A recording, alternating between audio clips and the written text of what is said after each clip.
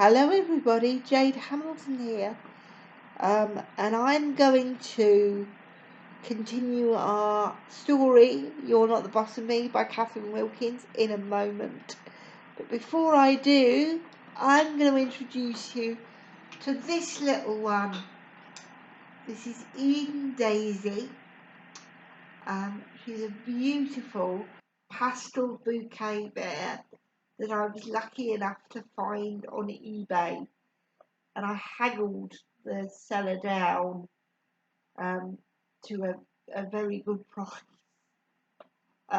She's absolutely gorgeous. Still had the tags on when I got her. And honestly, she's just a lovely little girl. But she's wrapped in a blanket at the moment because she had a fall in the bathroom this morning, and the romper that she was wearing got absolutely soaked. So I apologise for that. I'm introducing you today, so I'm going to join in Josie's hashtag from the wonderful Josie's Jungle Room, which is Upside Doldies Again, which I can never see or hear without thinking of Britney Spears for some reason. If you haven't checked Josie out already, do. She's got wonderful, wonderful babies, and those of you who do Cheeky Monkey Monday will love her little chimpanzee that her little orangutan. Sorry, that she's got.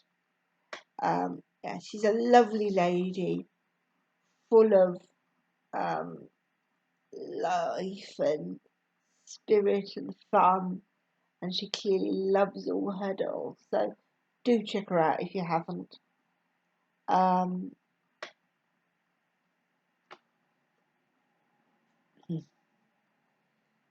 Right, I'm now going to pause you ever so quickly while I get up our story for today.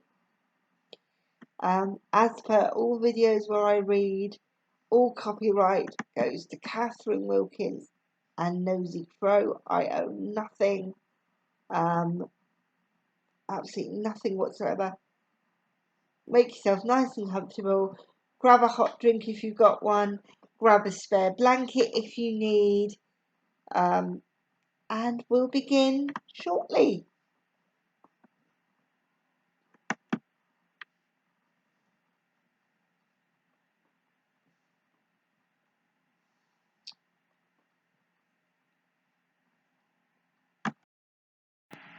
We are on chapter 16. God, I feel cool. I bet even Lexi thinks I'm cool right now. The official definition of cool, not my own personal definition, where I get to be included.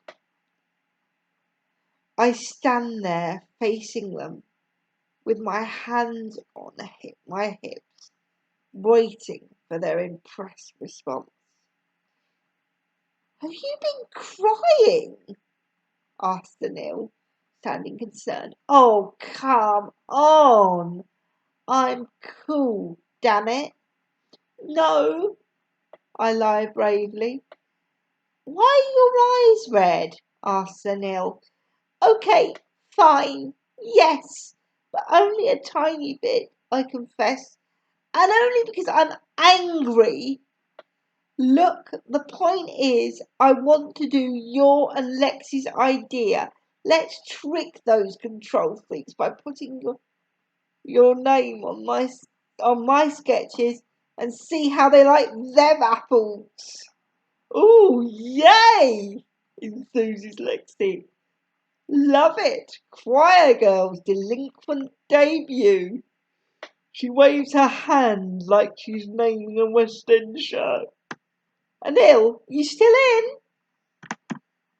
And we can maybe record their faces when they tell them they liked Amy's sketches. Anil pauses. Come on, I encourage. Anil looks interested but unsure. It was his idea. What is Anil motivated by? I remember him being pushed over in the canteen by his own brother. I'm sure part of you wants to, I state. You don't want to be pushed around your whole life, do you? Stand up for yourself.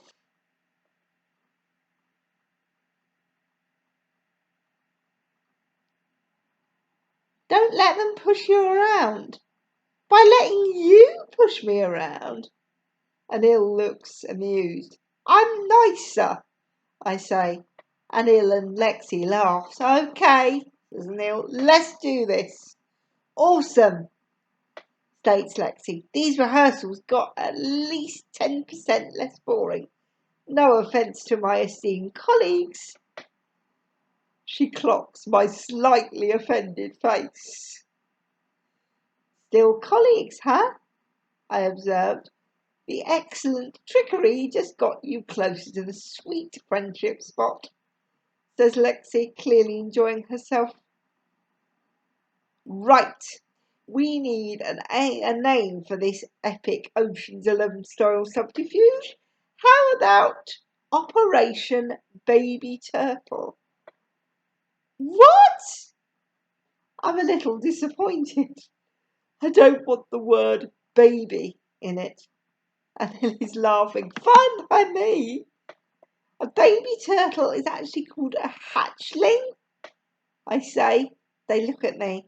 Okay, fine, I acquiesce. Operation Baby Turtle is a go, declares Lexi happily. We are a go. That's kind of exciting.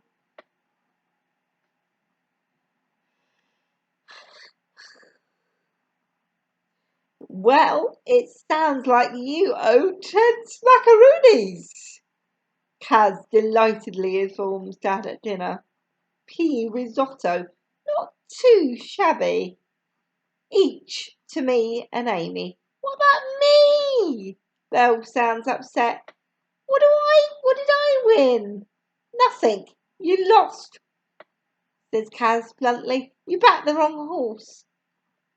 But I supported Amy. Amy is the right horse, says Belle, confused. Yeah, I can see why you would think that, but no, she isn't, chirps Kaz.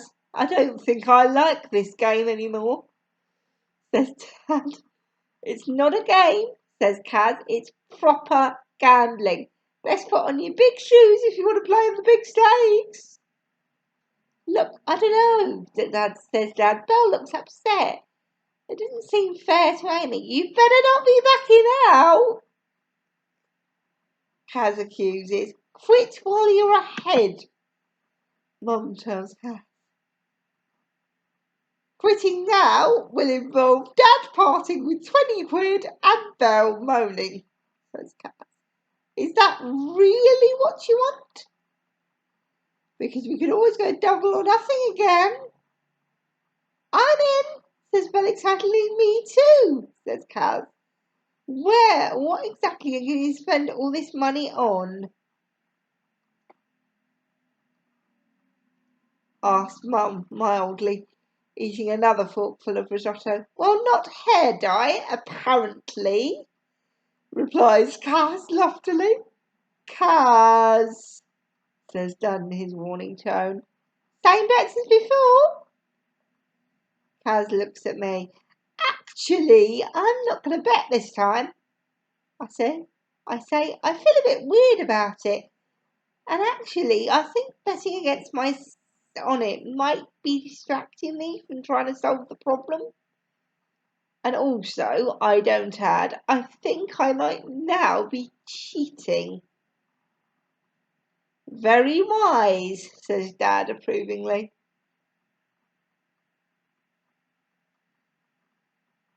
Wuss, says Cass. Speaking of people who are too scared to live their best lives, Mum, that hair dye is reduced again. Almost like the manufacturers know it's a terrible idea and no one wants to buy it. Comments Mum. Wrong. It's because it's so popular they're bringing out a whole new range. So this is the last of the old stock. Jeez. I thought you were meant to be good at business. All right, that's enough. Dad warns Kaz. Answer is still no, says Mum. Your hair's lovely already. Why do kids today want to dye their hair pink anyway? Okay, boomer, scoffs Kaz. Hey, Mum looks genuinely offended for the first time moving.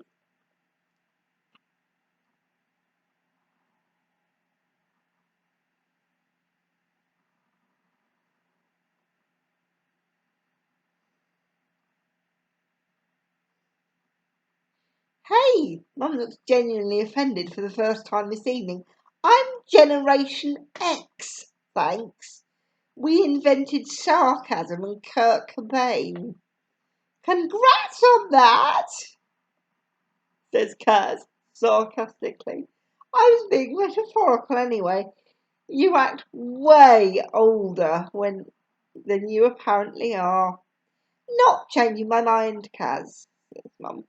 I'm definitely too old to care if my teenagers think I'm cool enough. School rules say no hair dye. End of discussion. Ugh, those rules are really more of a guideline, scoffs Kaz. Everyone does it. What part of end of discussion don't you understand? Dad raises his voice to Kaz. To break the tension, I start singing Smells Like Teen Spirit because Mum put Nirvana in my head with her Kurt Cobain reference. Here we are now, entertain us. I start headbanging and Belle laughs. Amy, can you please be quiet? Says Dad, politely but sternly. But it worked. The tension has evaporated. Even Kaz is shaking her head in amusement.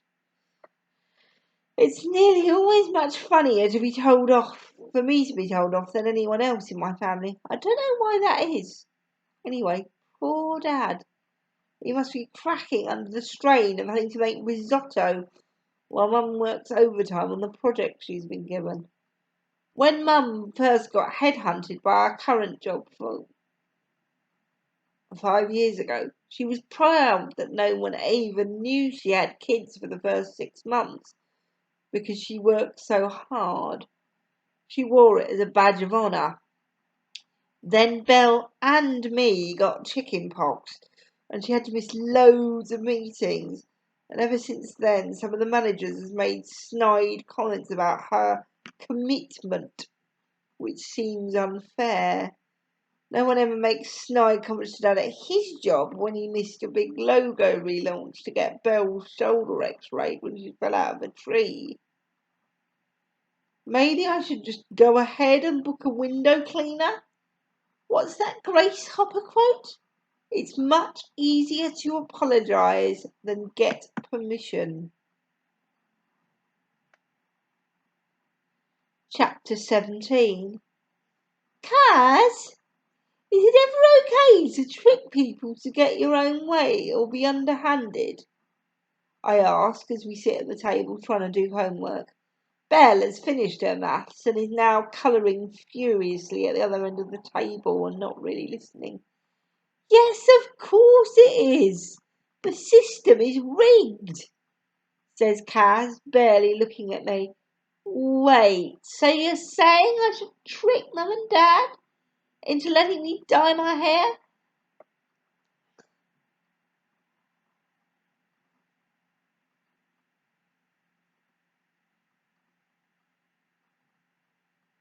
That's actually a great idea, Amy. No, I wasn't. You know, it is ridiculous that Mum won't let me dye my hair. I'm 16. obscene. It's my hair. People in charge are just threatened by us and jealous of us, says Kaz. Like those boys you keep fighting with. They are? I ask. I'm pretty sure they just hate me and think I'm terrible. Oh, totally, says Kaz. They're totally just jealous because they didn't have the guts to do fun stuff when they were your age. They are my age, I say. I feel like there's a chance Kaz may be projecting her problems onto mine. Whatever, same thing. Kaz lifts her head and looks at me properly. They're jealous your ideas are better than theirs, but they still want to be in charge. And they're threatened by the redistribution of cultural capital. That does sound like it could actually apply to my situation. Wow, I say, impressed. Kaz is kind of blowing my brains a bit here. Like Lexi did when she was talking about rich people and justice. Kaz, I think I struggle for words, still letting the ideas sink in. Yeah, 'cause like they want all the laughs. They don't want me to have any. And that's cultural capital, says Kaz. Writing and comedy, I mean. This is all literally in a book called How to Suppress Women's Writing, she adds. Mum thinks I don't work hard or take things seriously, but I actually have really strong beliefs about freedom and equality. Mum and Dad have no idea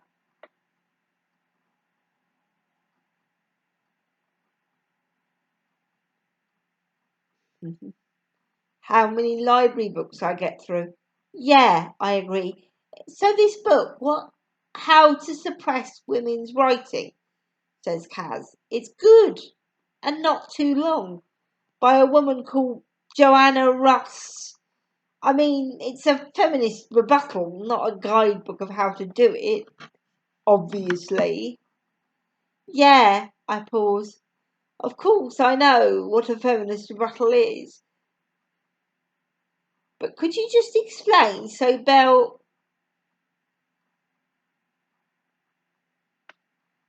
Kaz grins. Rebuttal, as in counterpoint, argument, refuting a point someone has made. I nod. Yes, of course. Kaz continues. So a feminist rebuttal is an argument focusing on advocating for full social, economic and political equality for women. This book is like pointing out what historically has been done to stop women writing.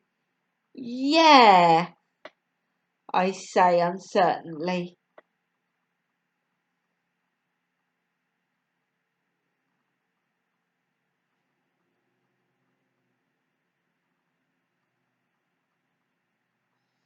Kaz can feel her point hasn't completely landed. You know, because of the patriarchy? Yes. Yes, I agree blankly. I mean, I know what the Kaz rolls her eyes.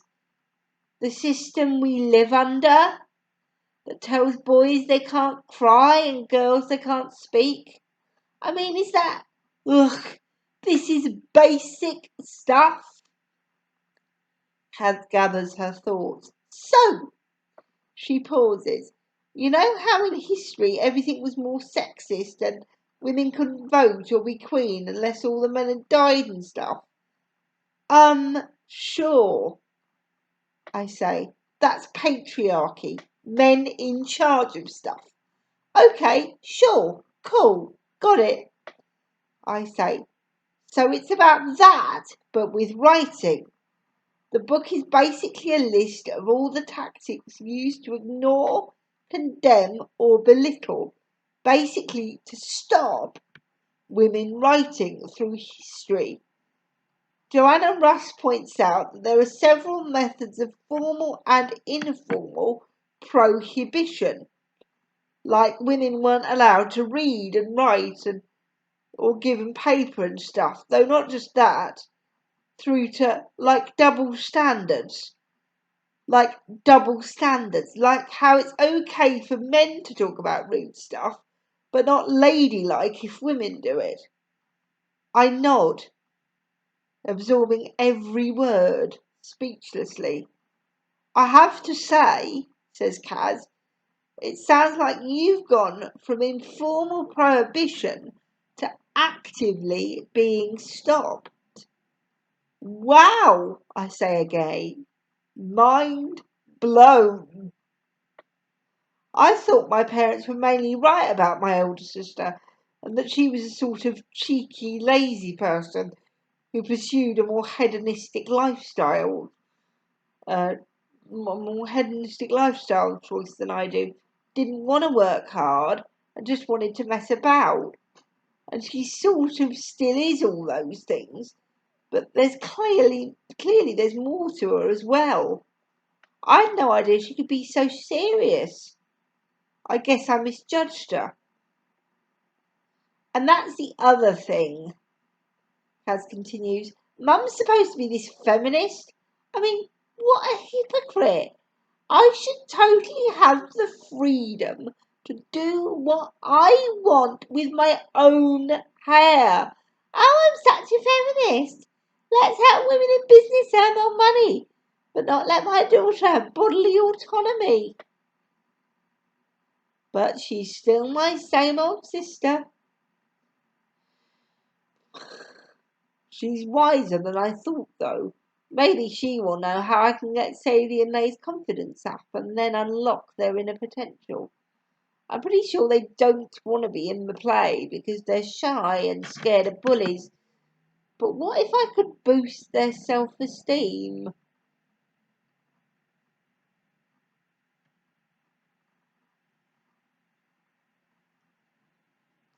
Then they'd laugh off any name-calling, knowing that sticks and stones could never hurt them. And our school would definitely have to do something if someone was throwing sticks and stones. So it's a win-win.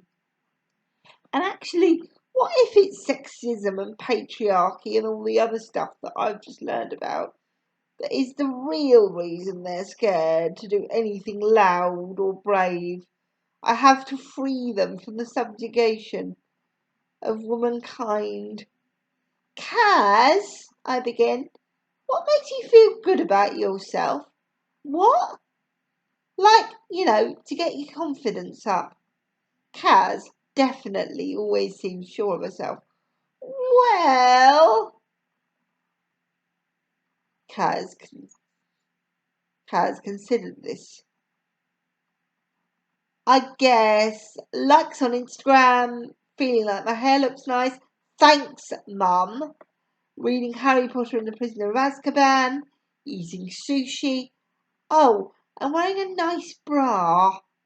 That makes me feel great. A properly fitting bra can make or break your whole day. Cool, thanks. I quickly jot all this down. And you know what, Amy, you're absolutely right, says Kaz then. Tricking is a great idea. I say again, that really isn't what I was. Cheers, says Kaz. She gets up and walks off. I think I may have done some damage there. It's weird sitting down to write sketches now. If any of these new Anil sketches get chosen to be performed, I'll know officially that my sketches are good enough, and it's those boys' prejudice against me that has been preventing their selection. I think very hard about the three sketches I finally go for. One is a great idea I've been ruminating on for a little while about a YouTube prankster and all the pranks backfire. One is about the school fire alarm going off during one of Mr. Farthen's math lessons. And he won't let anyone leave because the fire bell doesn't dismiss them, he dismisses them. Mr. Farland is famous for making everything take much longer than it should in our school, especially if he gets a whiff that anyone is in a hurry. In my sketch, he makes lots of other reasons why it has to take ages to leave the burning school.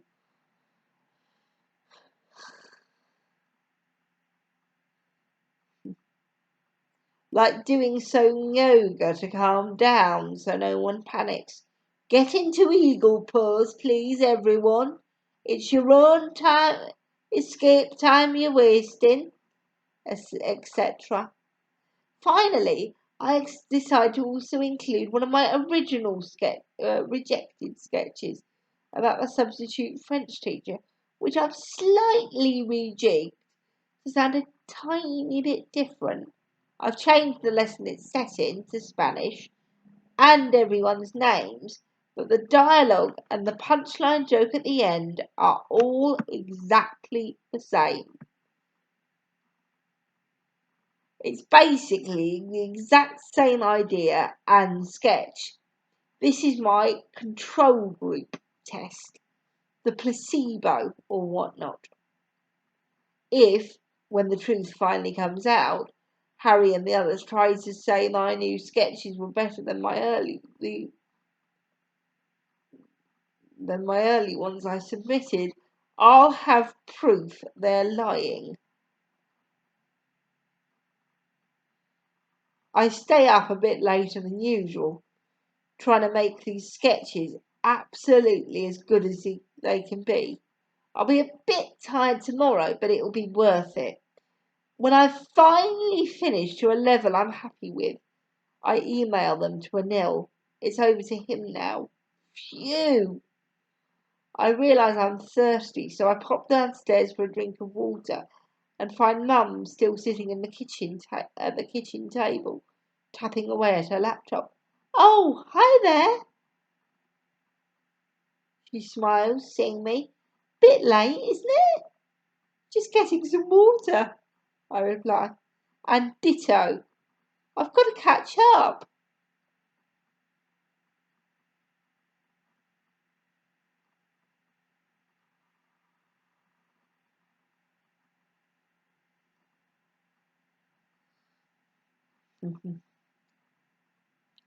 I've got to catch up, says Mum. It's my only chance working at night.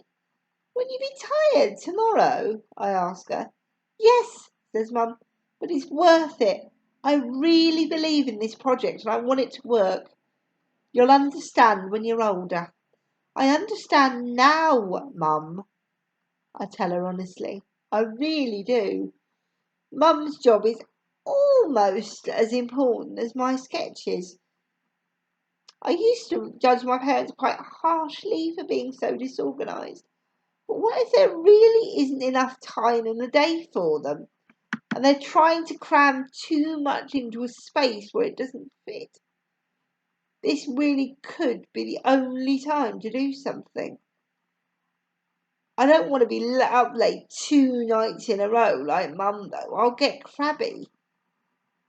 I get into bed feeling weirdly satisfied with my newfound worldly perspective on things I didn't previously understand. I'm growing up so much at the moment. I really deserve to pat myself on the back. Then I think, well, this is all well and good for me, but maybe I should find my newfound wisdom to help more. Like, there must be stuff I can do to help save my parents time, since that's what they seem to be lacking.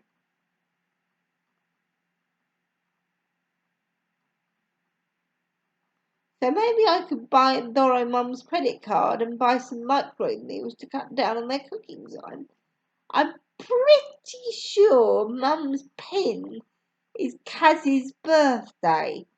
It's the same code she uses to unlock her phone. And I'll get Sadie and May to come with me to get the microwave meals, and I'll use the walk to talk them into joining me in the review, which I know they'll love once they're in it. And then we can go and get sushi or bras, and it'll make them feel brave enough to follow their dreams and join me in the review. This is definitely a great idea, I think, as I drift off to sleep. Chapter 18.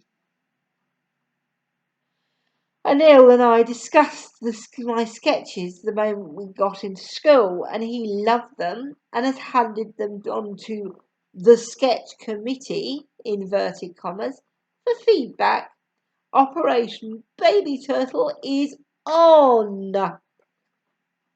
I'm nervous all through morning lessons and also yawning, but I'm buoyed up by catching Anil's eye in the canteen at lunch and him giving me a surreptitious thumbs up and me returning it, and then almost the same thing happening with Lexi and her winking at me. Kaz is randomly in front of Lexi in the queue and winks at me too. Maybe she thinks my subtle thumbs up was for her and that I'm in on whatever her trick plot is, which makes me worried for a second.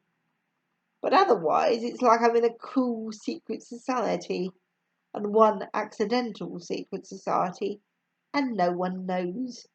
Well, almost no one.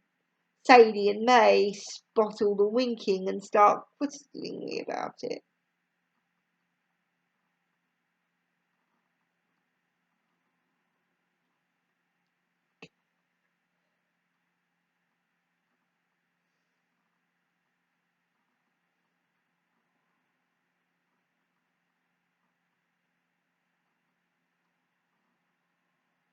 Sadie and May spot all the winking and start quizzing me about it. But they are like the cleverest people in our year. No one else has noticed. So, wait, what? Sadie is pretending Operation Baby Turtle is harder to understand than it is, just to make the plan look like it's a bad idea. Poor Sadie, having to resort to passive aggression to make her point. A baby turtle is actually called a hatchling, says May. I know, I confess. But look, it's very simple. We're submitting my sketches under Anil's name. And if they get approved, we'll know I'm only being excluded because I'm so unpopular. What a great thing to find out!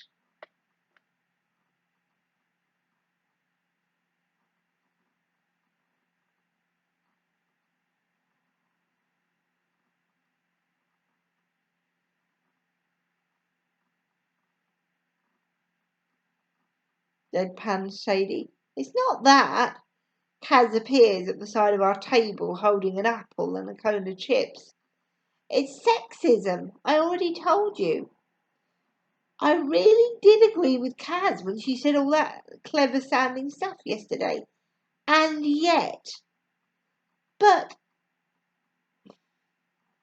it's it's not that. It's not that. Kaz appears at the side of our table holding an apple and a cone of chips. It's sexism. I already told you. I really did agree with Kaz when she said all that stuff yesterday. All that clever sounding stuff yesterday. And yet. But I say, what if it isn't sexism? What if it's just that they hate specifically me? Sadie and Lay look up at Kaz expectantly. Uh-huh, says Kaz idly, swallowing a chip. These boys, do they have some girls involved? Quiet, compliant girls? Yes, I say. And the boys themselves, they're quite loud, brash, always showing off. Definitely, Sadie answered me. Interesting. Kaz pretends to consider this. So you're telling me that the boys can be loud, but the girls have to be quiet. Then they get to hide behind this smoke screen of, we don't mind these quiet girls, we just don't like loud girls. We all nod, enthralled. Well, newsflash, says Kaz. If you have a problem with loud girls, but not loud boys, what you actually have a problem with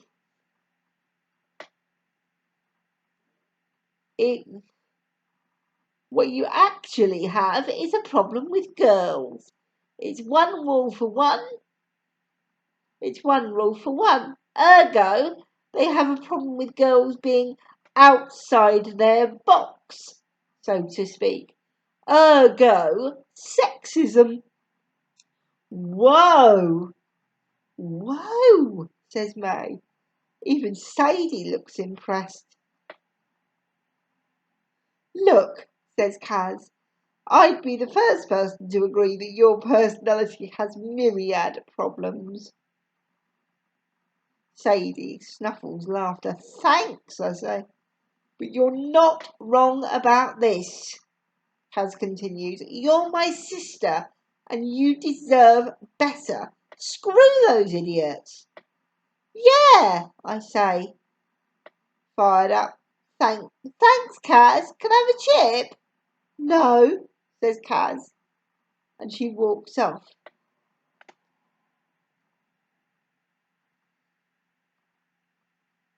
Your sister is cool, says May. Yeah, she can be, I say. So you guys back in? You want to come help me fight the power? Heck no, says Sadie. And don't say fight the power again. You can't pull it off. How can Sadie be so unmoved by all that stuff my sister just said? What's wrong with her? I'm starting to feel annoyed. Well, it's very easy to tear people down, Sadie, I tell her crossly. But what are you actually doing to effect positive change in the world around you?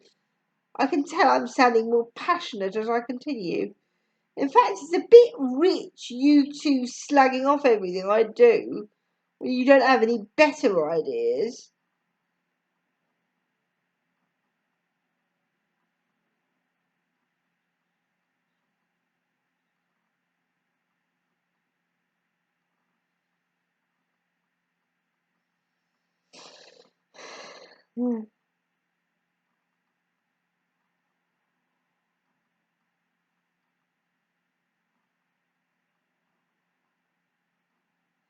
Yes, we do. Don't ever put yourself into the theatre of conflict, retorted Sadie. People are idiots. Life is too short. Well, no offence, but that's terrible advice, I tell her early. We can't all run from responsibility at the first whiff of conflict and just sit in our ivory towers playing the cello and not interacting with anyone. Hey, I have a Mitch in her life, says Sadie, looking amused. May laughs and I chuckle. The tension is diffused. Oh, speaking of which, will you come with me to buy microwave meals after school? Speaking of what? May I ask Sadie. What's the link there? I don't know, Sadie addresses her. I'm sure it doesn't matter. I can hear these droll little asides you like to do. I tell them, we know, says Sadie. Never a dull moment with you, Amy. Don't you have an after-school rehearsal, says May. With Operation Bumblebee, adds Sadie. Baby Turtle, I correct her. And the next one's tomorrow. So I'm free tonight if you are. We can chill out, buy some micro meals and treat ourselves to some shopping. Or whatever, I say, planting some seeds. Sure, okay, says May, looking confused. Great! I beam at them and at my own genius. I forgot how far the big supermarket is, complains May as we trudge through town. I can't work out if this part of my plan, annoying them, will make the fun bit more uplifting or less likely to work. I successfully locate and purchase a whole bunch of microwave meals. Some of them are even on last day discount. Brilliant! And I was right about Mum's pin. So far, so good. Right, home then?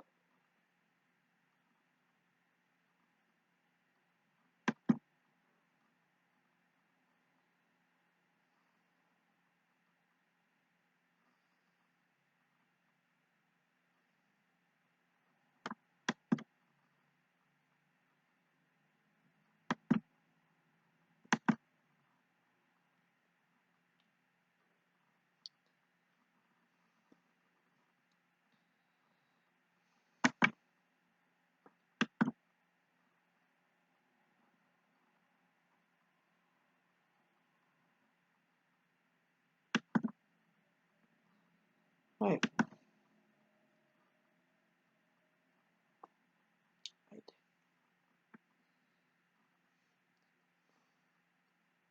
What do we?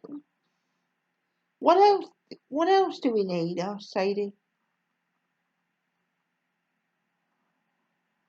What? What? What? What do we need? I counter. I try to surreptitiously check the list I made on my phone of the things that cheer my big sister up and make her feel confident or better. What? Says Sadie, confused.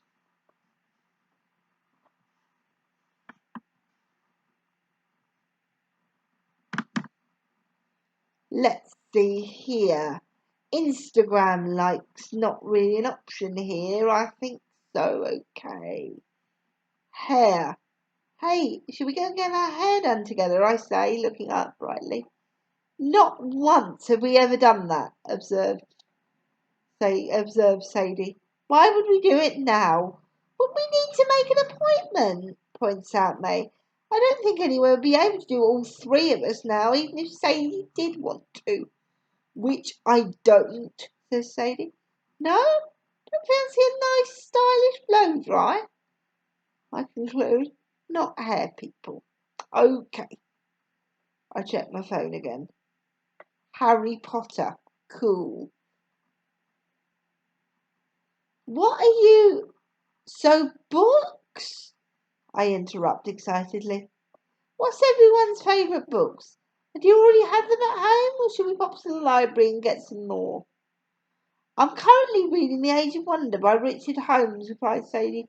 It's brilliant, but long, and I don't have time for any extra reading at the moment.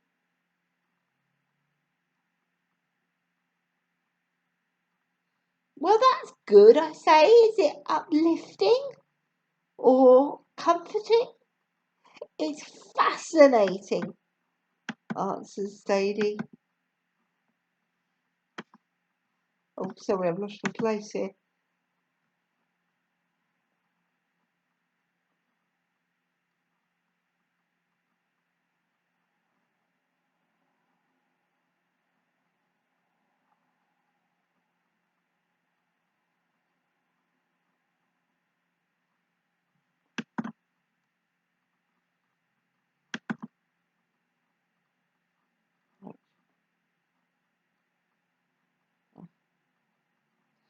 And educational. It's about the history of science and enlightenment. There's a chapter on the invention of hot air balloons. Oh, I want to read that after you, enthuses May.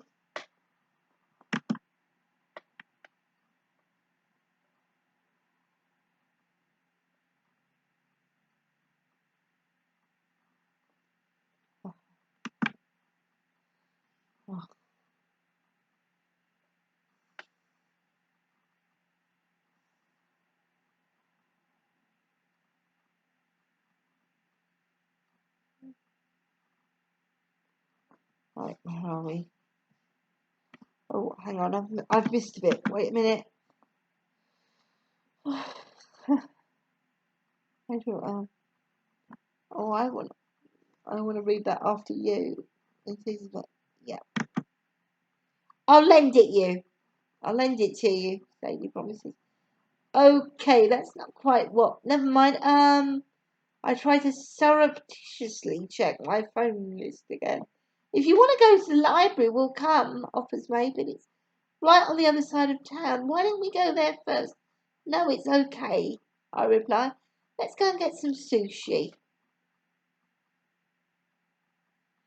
Sushi? Sadie looks perturbed by this suggestion. Unless you mean from a sandwich section, there's like one place round here that does sushi and it's not until 6. My mum's going to have dinner ready when I get home, says May. She'll be annoyed if I've spoilt my appetite. All right, fine, I reply. This really isn't going very well at all.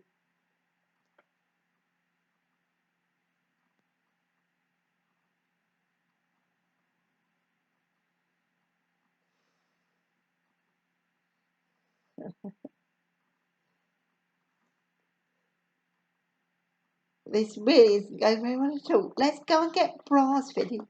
What? Sadie is beside herself. What is with you? And why did you check your phone before you suggested that? What is going on? Nothing. I'm not. I say, just that a properly fitting bra can make or break your whole day. I don't want to get bras fitted either, says May. But I'll come with you if you're too embarrassed to go by yourself. Oh, says Sadie. Are you finally embarrassed by something? Do you want us to come for support? She emphasises this last word and raises an eyebrow. May laughs. I see what you did there. Thanks very much. I'm here all week, quips Sadie. Well, how would it make you feel good about yourself if you came in to help me? I asked, thinking on my feet. Not really, says Sadie. I could be at home reading about hot air balloons. Joking, she adds, seeing my face. I don't mind, said May earnestly. No, that's okay. You guys are really good friends, I said. You guys are really good friends, I say. I'll do it another day. Let's just go home. We head off. We all live the same way. Well, on the upside, they didn't notice I'm still trying to fix them, their words. But on the downside, my plan did not work. This one's been a bit of a bust. Ha! There really are so many boob puns when once you start looking for them. And we'll leave it there for today. Thank you so much, everybody, for watching, subscribing, commenting. It really makes my day when you do. And I've just realised I've filmed this whole video without a light on. I'm so sorry about that. I'll see you soon. Good evening for some more tags and hopefully another story. Thanks so much, everybody. Cheerio!